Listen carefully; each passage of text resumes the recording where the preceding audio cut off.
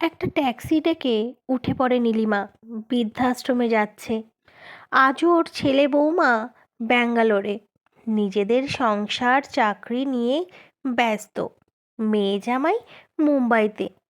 সময় নেই ওদের মায়ের জন্য। ওর স্বামী অরুণ আজ 3 বছর হলো মারা গেছে। তারপর থেকেই নিঃসঙ্গ, একাকিত্ব জীবন নীলিমার। তাই এই সিদ্ধান্ত নিয়েছিল নিজেই, ওকে কেউ জোর করেনি। শহর থেকে দূরে গঙ্গার ধারে কোলাহলমুক্ত মনোরম পরিবেশে একটি বৃদ্ধাশ্রম। বেশ ভালো লেগেছে নীলিমার। ওর জীবনের শেষ দিনগুলো এখানেই কাটাবে ঠিক করেছে। বৃদ্ধাশ্রমটির নাম বেশ সুন্দর, গোধূলি। সত্যিই তো, জীবনের গোধূলি বেলা। ট্যাক্সি থেকে নেমে গেট খুলে গোধূলিতে প্রবেশ করে নীলিমা কাউন্টারে বসা মেয়েটি বলে, নীলিমাদি, তুমি আসবে বলে তোমার জন্য দোতলায় বারান্দায় দেওয়া 6 নম্বর ঘরটা সাজিয়ে রেখেছি। তুমি যাও, আমি বুলাকে পাঠিয়ে দিচ্ছি তোমার দেখাশোনা করার জন্য। নীলিমা মৃদু হেসে সম্মতি জানায়। আজ থেকে গোধূলির 6 নম্বর ঘরটাই ওর ঠিকানা। এখানে ওর মতো আরও অনেকেই আছে যাদের সংসারে প্রয়োজন ফুরিয়ে গেছে। নীলিমার মনে করে তবুও কথা বলতে পারবে, সুখ দুঃখ ভাগ করে নিতে পারবে সবার সাথে। নিঃসঙ্গ একাকিত্ব জীবন থেকে ঢের ভালো। এই বৃদ্ধাশ্রম জীবনের শেষ মুহূর্তে কেউ না কেউ তো ওর পাশে থাকবে। এই বৃদ্ধাশ্রমে এই সব ভাবনা ওকে আজ এইখানেই নিয়ে এসেছে। দোতলার 6 নম্বর ঘরে যাবার সময় হঠাৎ নীলিমার চোখ পড়ল 2 নম্বর ঘরের দিকে। খুব চেনা চেনা মনে হচ্ছে, কিন্তু মনে করতে পারছে না। খুব চেনা চেনা লাগছে মহিলাকে। সেই শান্ত সুন্দর মুখ বয়সের ছাপ মুছে দিতে পারেনি। সৌন্দর্যকে ডান গালে একটা বড় আঁচিল, কিন্তু কিছুতেই মনে পড়ছে না। পা বাড়িয়েও পিছিয়ে গেল। নীলিমার 6 নম্বর না গিয়ে ঢুকে পড়ল 2 নম্বর ঘরে। কে তুমি? কি নাম গো তোমার? আমি কি তোমায় জানি? বলল নীলিমা। চমকে গেল। উত্তর দিল সুজাতা। আমি সুজাতা রায়, মধ্যমগ্রাম থেকে এসেছি।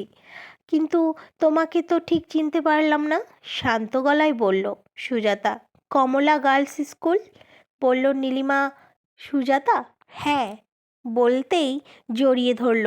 নীলিমা ওকে বলল, সুজাতা, আমি তোর নীলিমা, চিনতে পারছিস? আজ কত বছর পর। কান্না আর ধরে রাখতে পারল না দুজনে।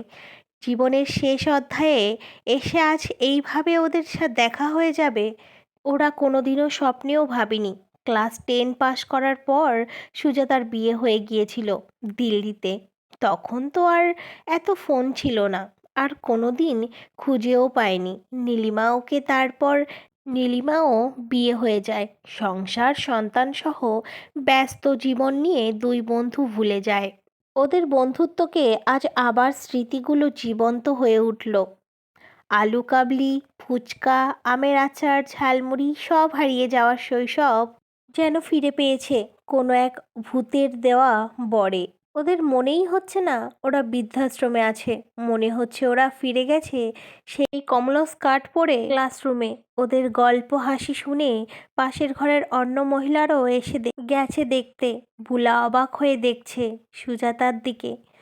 অচেনা লাগছে আজ ওকে। প্রায় 1 বছর হলো সুজাতা গোধূলিতে এসেছে। ওর বর মারা যাবার পর ওর অনিচ্ছা সত্ত্বেও ওর ছেলে বৌমা জোর করে এখানে দিয়ে গেছে। কোনোদিনও কেউ ভালো করে হাসতে দেখেনি, শুধু চোখের জল ফেলতে দেখেছে। আর দেখেছে ছেলের ফোনের অপেক্ষায় সারাদিন বসে থাকতে। বুলা চিৎকার করে বলে, দেখো সবাই দেখো, বন্ধু পারে আর এক বন্ধুর মুখে হাসি ফোটাতে, সব ব্যথা ভুলিয়ে দিতে। সবাই একসাথে করতালি দিয়ে ওঠে। নীলিমা বলে, আমরা বাঁচব সুজাতা, জীবনের শেষ দিনগুলো শুধু নিজেদের জন্য। পাশের ঘরের মিতালেদি গান ধরে, প্রাণের সখা এসো মোর প্রাণে। মল্লিকাদি বলে, আজ আমি সবাইকে মিষ্টি খাওয়াবো। অদিতি বলে, বুলা নিয়ে এসো সবার জন্য চা মুড়ি আর আলুর চপ। আজ একটু অনিয়ম হলে ক্ষতি কী আছে? বুলা বলে, আজ কারোর বাড়ি থেকে কুলাঙ্গার ছেলে মেয়ে ফোন করলে বলে দেবে তোমাদের মায়েরা আজ ভীষণ ব্যস্ত। অনাবিলভাবে হেসে ওঠে, একসাথে যে যেন প্রাণ খোলা হাসি।